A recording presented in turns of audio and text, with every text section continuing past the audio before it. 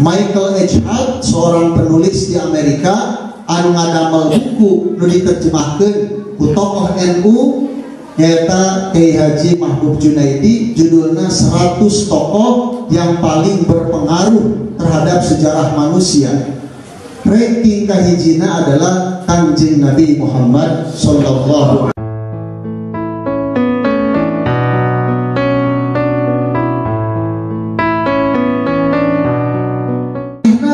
Menyebutkan alasan kenapa tidak Nabi Isa, kenapa tidak Yesus, padahal lamun dihitung-hitung followers, pengikutnya banyak kali pengikut Nabi Isa daripada Nabi Muhammad. Lamun dina hitung-hitungan jumlah umat, komo di Indonesia mah bakal loba anu non Islam karena dikapir-kapirkeun teh anu tadi, sehingga tina 80% teh beureut tinggal 40% karena dikapir-kapirkeun.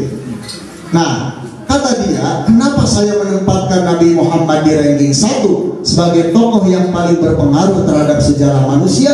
Jawabannya karena apa yang diajarkan oleh Nabi Muhammad itu sampai hari ini konsisten dilaksanakan ku umatna. Sok dina Islam mah segala perkara pasti aya tuntunan di nabina, pasti aya doa. Nah, leres aja kan? Bade ngalegeun aya doana, bade tua aya doana, beres ngalegeun beres tuang aya doana, beres sapa temuan sareng bojo aya doana, segala rupa aya doana. Nepikeun ka asup na WC, kaluar ti WC dicontohan ku Kanjeng Nabi. Asup, lamun asup kenca heula, lamun kaluar katuhu heula, bari maca doa. Sampai hari ini konsisten diajarkeun ku Kanjeng Nabi, maka diamalkeun ku umatna. Tapi ajaran Yesus geus loba ditinggalkeun ku umat-umatna. Salah satunya Yesus mengatakan, jika musuhmu menampar pipi kananmu, maka berikanlah pipi kirimu. Itu pada ninggalkeun. Sehingga dia dengan yakin Nabi Muhammad itu menempati posisi anu paling hebat, ranking kahiji. Bari anjeunna dikenal an-nabiyil ummi. Hartosna ummi teh para mufassir nafsirkeun satu an-nabi min ummil qura, hartosna nabi urang Mekah. Tapi aya oge anu ngartikeun al-ummi teh anu tidak pernah belajar membaca dan menulis. Punten-punten, lamun urang nalika maca sholawat Allahumma sholli ala sayyidina Muhammadin an-nabiyil ummi, itu bukan sedang merendahkan beliau, tapi justru sedang meninggikan derajat beliau. Karena apa? Meskipun tidak pernah belajar baca tulis, tapi beliau menjadi orang terhebat disebutkan Sayyidul Anbiya wal Mursalin. Cacat-cacat tidak pernah belajar baca tulis. Jadi lamun jalma teu pernah sakola tapi ilmuna hebat, maka itu lebih keren. Lamun jalma anu sakolahan dikawin SD, SMP, SMA, S1, S2, dugi ka S3 pinter, teu aneh. Karena itu hasil tindak pendidikan. Ieu mah jalma teu tamat SD SD aja, tapi pemikiranana melampaui seorang profesor doktor, baru itu luar biasa. Nah, jadi ketika kita membaca sholawat an-nabiyil ummi, bukan sedang merendahkan Nabi, tapi justru sedang memuliakan Nabi. Cacat-cacat tidak pernah belajar baca tulis, tapi beliau mampu menjadi Sayyidul Anbiya wal Mursalin. Allahumma sholli wa sallim wa barik. Allahumma sholli wa sallim wa barik. Itulah kehebatan Kanjeng Nabi. Dina keluarga, dalam rumah tangga, beliau adalah figur suami terbaik. Anu mana Kanjeng Nabi dina hadis nyebatkeun khiyarukum li ahlihi. Dina riwayat sanes mah khairukum khairukum li ahlihi wa ana khairukum li ahli. Suami yang terbaik adalah yang paling baik perlakuannya terhadap istrinya, dan aku adalah yang terbaik terhadap istriku, kata Kanjeng Nabi. Jadi menurut Kanjeng Nabi, suami terbaik teh anu tara popolotot ka bojo, pepeletet ka awe sejen, tara sahaok ka dua gaplok. Bahkan pembelaan, ya advokat, pembelaan Kanjeng Nabi terhadap kaum perempuan. Ketika perempuan ayah anu jadi korban pemukulan suaminya dikaprot, laporan ke Kanjeng Nabi, ya Rasulullah, abdi dikepret ku salaki abdi. Maka Kanjeng Nabi dina waktu khutbah mengatakan, la tadribu ima Allah, aranjeun ulah sok tunggal teungeul ka awewe-awewe hamba Allah. majikan anjeun teh lain teu geuleuh anggur mah usapan dampal pananganna, usapan rambutna, kegepan dengan dekapan kasih sayang, karena ternyata itu adalah ibadah. Man akhadha yada mar'atihi yula'ibuha, sahajalma tegasna salaki anu nyepengan ngusapan dampal panangan jeung dampal ramo bojona, mangka kutibat selahu hasanatun, dituliskeun keur manehna hiji kahadean, wa muhiyat anhu sayyi'atun, dihapus di manehna hiji kagorengan, wa rufi'at lahu darajatun, diangkat keur manehna hiji darajat. Teu pira ukur ku ngusapan dampal panangan bojo. Maka simkuring di mana-mana sok nyarios, bapak-bapak caroge beperihkeun tahajud kedul, duha ge jarang, getol-getolnya okok bojo. Ternyata di niatan ibadah maganya luar biasa. Ibu-ibu osok diusapan dampal panangan ku caroge tara. Apa lu? Nomor kedua, wajin anakoha, lamun ngegepan eta salaki kaeta bojona, tadi bojo urang bisika bojo batur, maka dituliskan 10 kahadean, dipupus 10 kagorengan, diangkat 10 derajat, luar biasa. Wa in qabbalaha, lamun nyium eta salaki ka pamajikanna teu bau jengkol oge lillahi ta'ala, maka dituliskan 20 kahadean, dipupus 20 kagorengan, diangkat 20 derajat. Lamun dugikeun ka sapatemon, bahasa Arabna jima, tina jama'a yujami'u mujama'atan wa jima'an. Sehingga kata para ulama ahli tasrif, lamun jima itu harus ada kesalingan, artinya saling memuaskan antara suami dengan istri. Suami memuaskan istrinya, istrinya memuaskan suaminya. Ulah suami puas hari istri mau diajarkan bukan dengan tahapan ke jomblo karena kabita.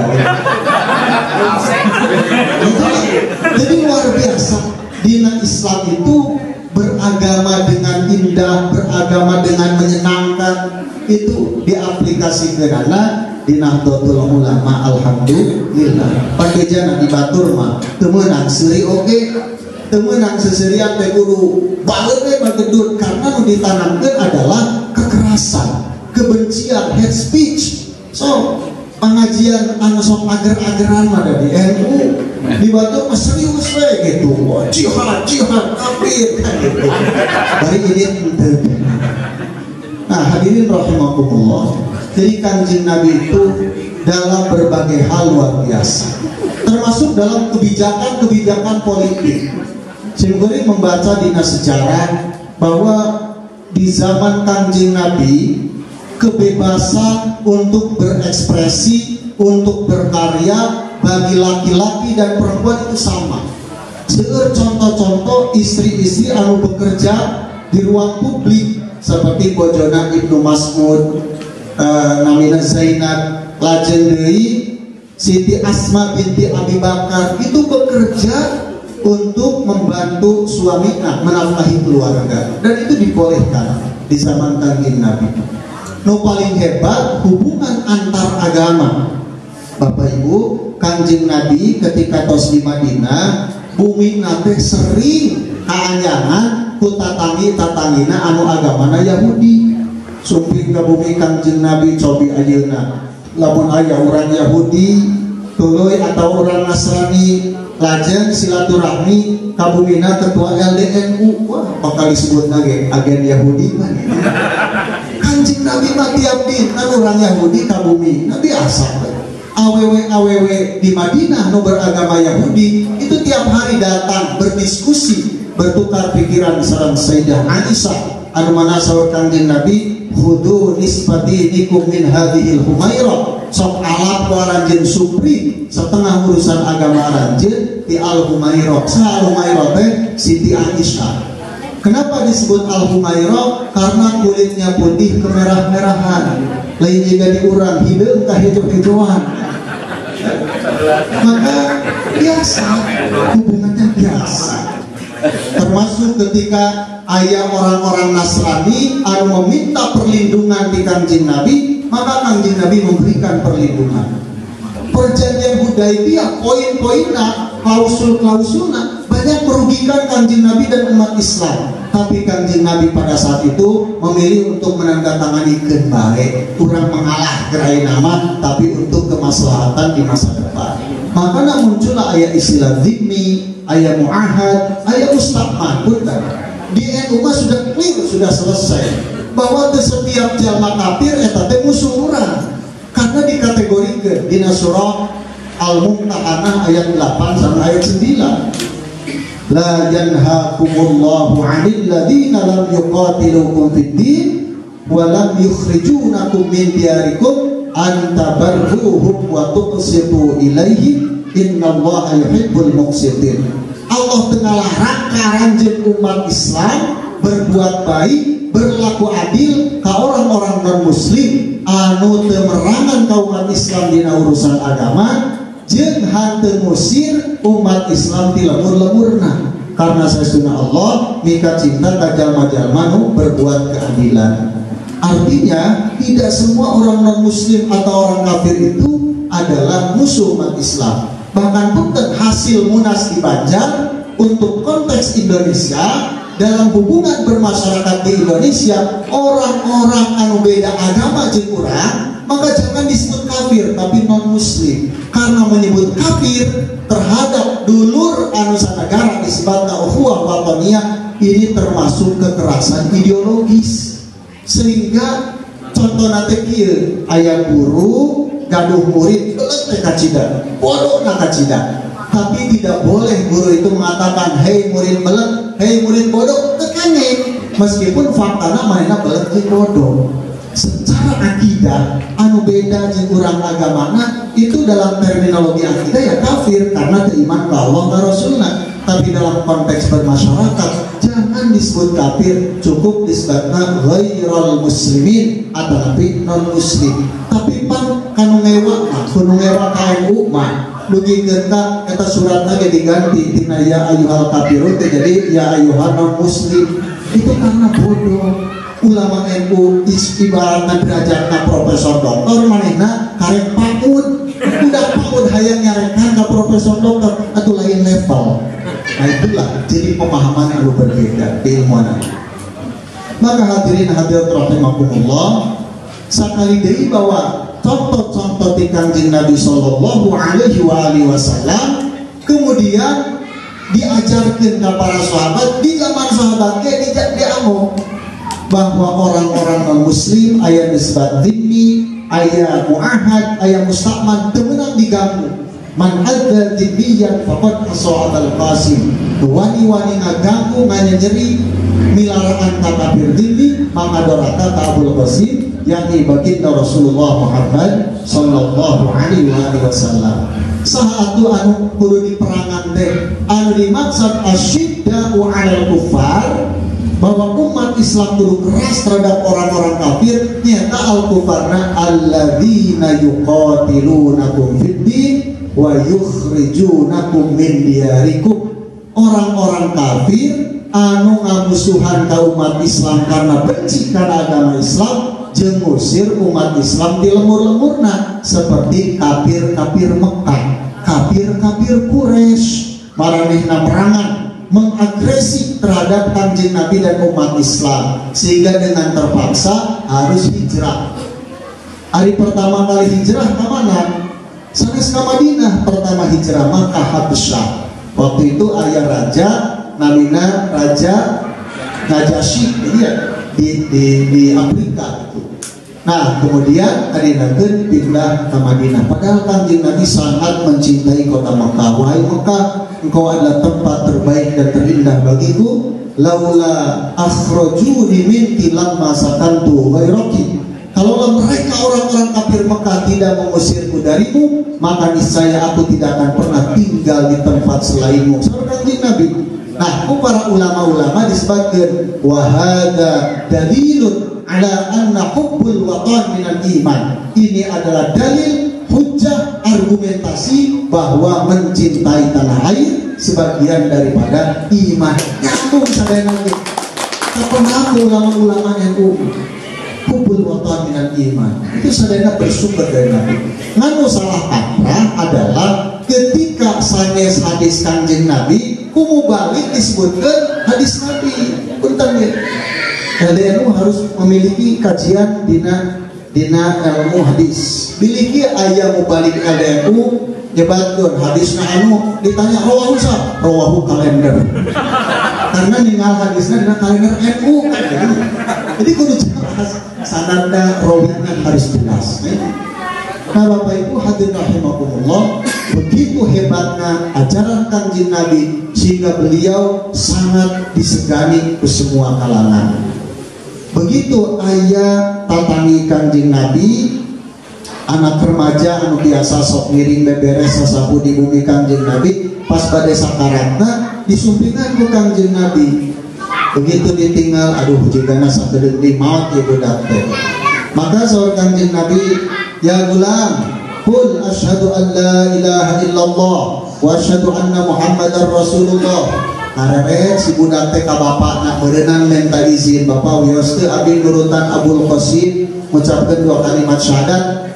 Maka cek bapakna qul maqalahu Abul Qasim. Akhirnya asyhadu an la ilaha illallah wa asyhadu anna Muhammadar Rasulullah, sehingga eta budak teh mawatna husnul khatimah netepan iman sareng Islam luar biasa. Inilah dakwah, dengan merangkul bukan memukul, dengan mengajak bukan mengejek.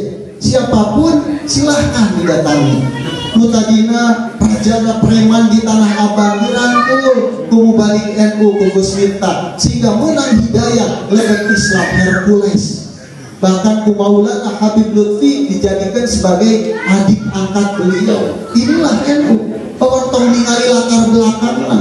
Lamun ningali latar belakang, Sayyidina Umar saha. Sayyidina Umar adalah orang anu seringkali melakukan pembunuhan, mabok-mabokan waktu di zaman jahiliyah. Tapi justru Kanjeng Nabi selalu memohon ke Allah, Allahumma a'izzil Islam bi ahadil umarain. Ya Allah, gagahkeun Islam teh ku salah siji 2 Umar, yaitu Umar bin Khattab atau Amr bin Hisham alias Abu Jahal. Ternyata nunggu Allah dikersakan dapat Islam adalah Sayyidina Umar bin Khattab. Kanjeng Nabi tidak melihat backgroundnya bahwa dia adalah orang yang suka membunuh, tapi ningali begitu terserbat Islam sudah mengucapkan 2 kalimat syahadat, dia adalah saudara kita. Al-Muslim akhul Muslim, sesama Muslim adalah saudara. Maka di NU aya pelajaran tentang ukhuwah, dikawitan ukhuwah Islamiyah, ukhuwah wataniyah, dugi ke ukhuwah basyariyah. Anu tidinya teh ngahasilkeun sikap-sikap. 1 tarahum, saling menyayangi. Nomor kedua ta'awun, saling tolong menolong. Wa ta'awanu 'alal birri wat taqwa wa la ta'awanu 'alal itsmi wal 'udwan. Sareng sikap-sikap anu sanesna termasuk tasamu. Tadi nu peryogi dikembangkan adalah tasamu. Insyaallah di pesantren-pesantren NU sok dikaji kitab-kitab muqaranatul madahib, perbandingan madhab. Salah sawiosna kitab Rahmatul Ummah fi Ikhtilafil A'immah. Ginding eta kitab meskipun tepati kangel, tapi lamun urang ngaji secara konsisten kahartos, maka insya Allah bakal menimbulkan kehidupan harmonis. Contoh, dina lebah sholat, urang mah kadang-kadang di kalangan awam sok riweuh. Imam ieu mah maca bismillah, imam ieu mah teu maca bismillah, ge nu mana bener. Padahal dirinya tos dibuat. Menurut Imam Hanafi sareng Imam Maliki, al-basmalah laisat minal Fatihah, fala tajibu qira'atuha. Karena basmalah itu bukan bagian tina surat Fatihah, maka itu wajib dibacana dina waktu sholat. Nah, saur Imam Hanafi mah najan itu wajib ge tetap sunat dibaca, tapi laun dibacana. Nomor kedua pendapatnya Imam Syafi'i sareng Imam Ahmad bin Hambal, al-basmalah ayatun minal Fatihah fatajibu qira'atuha fis shalat. Maka wajib dibaca basmalah karena eta teh ayat pertama di surat Fatihah. Tapi beda Imam Syafi'i sareng Imam Hambali. Sareng Imam Syafi'i mah dibacana ditarikeun, lamun dina salat jahriyah saur Imam Hambali mah disirkeun dilaunkeun. Lamun di Indonesia nu madzhabna Imam Syafi'i Bismillahirrahmanirrahim Alhamdulillahi Rabbil Alamin. Bismillahnya dibaca dan tarik. Tapi lamun sapertos di Mekah madhabna Hambali tetap itu dibaca tapi laun Bismillahirrahmanirrahim. Nu tarikna tina hamdalah Alhamdulillahi Rabbil Alamin Ar-Rahmanirrahim Maliki Yaumiddin. Nah itu apalagi anu lebih hebat, meskipun berbeda pendapat, berbeda madhab, tapi saling menghormati, saling menghargai. Dua contoh di urusan kunut. Menurut Imam Syafi'i, menurut Imam Maliki, sunat kunut subuh. Karena ya hadis kana Nabi sallallahu alaihi wasallam yaqunutu fi subhi hatta faraqad dunya. Tapi beda praktekna. Imam Maliki mah kunut nate sampai acan ruku, bari teu ngangkat panangan. Tapi Imam Syafi'i mah ba'da ruku dina i'tidal bari ngangkat panangan. Adapun Imam Hanafi sareng Imam Hambali menganggap tidak sunat kunut subuh, yang ada hanya kunut nazilah. Ari kunut nazilah mah sanes dina subuh hungkul, dina subuh kunut, dina lohor kunut, dina asar kunut, dina maghrib kunut, dina isya kunut. Seperti waktu zaman Kanjeng Nabi 70 para hufadzul Quran, penghafal Quran dipantai ku orang-orang kafir, maka setiap saat Kanjeng Nabi dina setiap salat fardu kunut nazilah. Tapi lagi-lagi beda pendapat, bahkan beda madhab, tidak saling menyalahkan, tidak saling mengkafirkan. Malah anu ginding Imam Syafi'i nalika mantena janten imam salat subuh berjamaah di masjid anu tetepi tina maqbarahna Imam Abu Hanifah An-Nu'man bin Sabit Al-Hanafi, beliau sengaja memilih untuk tidak kunut. Padahal Imam Syafi'i teh anu matwakeun sunat kunut subuh, tapi anjeunna sengaja teu kunut subuh. Bugikeun para jamaah aneh, nah hanya Imam Syafi'i teu kunut subuh. Satosna ditaroskeun kunaon? Sari Imam Syafi'i rek kumaha kaula kunut subuh sementara teu jauh di tempat kaula ngaimaman salat teh aya maqamna An-Nu'man bin Sabit Abu Hanifah Imam Hanafi nu berpendapat teu sunat kunut subuh. Jadi kaula leuwih pentingkeun ngahormat ka anjeunna daripada ngagugulung pendapat sorangan. Ai di urang kan kadang-kadang nu ieu usoli ditarikeun, nu ieu tanpa usoli. Usoli ba'dal maghribi salasa rebo kumis di mana? Keur matarik salah tuh. Meureun gigireun teh asa tersinggung tanpa usoli Allah Akbar. Dari para salat. Urusan ieu teh salah karena umat Islam belum dewasa memahami perbedaan itu, kadituna jadi permusuhan. Nah ieu teh ibarat jami pasea marbutkeun nagreg. Cek ieu nagreg teh tanyakan, cek ieu budunan, puguh we atuh da beda. Ieu mah mandangna ti dieu ada urang Garut. Nagreg teh tanyakan, ari itu mah urang Cileunyi. Nagreg teh budunan. Tah nu salah teh naon? Ngarasa bener sorangan. Ngarasa Islam sorangan batur kabeh kafir, ngarasa mainna bener sorangan kabeh amal batur di bid'ahkeun. Kamari rebo kasar nyieun dupi, nyieun leupeut, nyieun kupat, bid'ah dolalah. Di subuhan beak 10. Padahal teu apaleun filosofina. Dupi itu lamun ditinggal tina segitiga mengingatkan rukun pokok agama usuluddin as-salasa. Iman, Islam, ihsan. Nah, itu dibungkusnya ku daun awi itu ada asrar, ada rahasia, nyata simbol kekuatan. Jadi ulama-ulama kapungkur, para wali-wali, guru urang sadayana ngajar ke umat Islam kudu kuat seperti kuatna daun awi dina 3 perkara. Hiji kuat iman, 2 kuat Islam, 3 kuat ihsan. Lamun geus kuat nu 3 rufi'a annal bala'u, muga-muga ditolak balahi di urang sadaya. Jadi itu disebutkan jumlah du'a'iyah mahdhufah. Asal kata tina dafa'an tuluy dimajhulkeun dumma awwaluhu wa kusira ma qabla akhirih, jadi dufi'a annal bala'i singkat jadi dufi. Katu mah udah pernah masantren, pernah nasroyan suruh nasron, dafa ayat odakan jadi tak apa sih. Nomor kedua ayat lepet, ari lepet mah lamun tos dibungkusan ya hiji tuluy dihijikeun. Keras dibeungkeun nate kapung hormat ku sapu pare. Naon ieu teh simbol umat Islam teh kudu kuat, kudu ngahiji karena la walabata illa bil quwwah wala quwwata illa bil jamaah. Tadi hijikeunana kunaon? Kedua kalimat syahadat asyhadu an la ilaha illallah wa asyhadu anna muhammadar rasulullah. Maka meskipun beda-beda ormasna, ada NU, ada Persis, ada Muhammadiyah, ada PUI, ada SI, karena orang dibeungkeut kedua kalimat syahadat, maka ulah parasnya tinggal dileupet ge dua teh dihijikeun. Nomor katilu kupat, ari kupatna kupat salamet. Juruna ayat 7 mengingatkan tentang fase-fase kehidupan manusia di dunia, di alam kubur. Tuluy ke bakal aya disebut baas, hasyar, hisab, sirot, mizan. Adituna aya nu ka surga, aya nu kana neraka. Mengingatkan bahwa di 7 fase kehidupan urang ulah lepas tina kekuatan nu tilu tadi iman, Islam, sareng ihsan. Nah, ieu disebutna ad-du'a bit tafaul, doa tafaul sekaligus bersedekah karena as-shadaqatu tadfa'ul bala.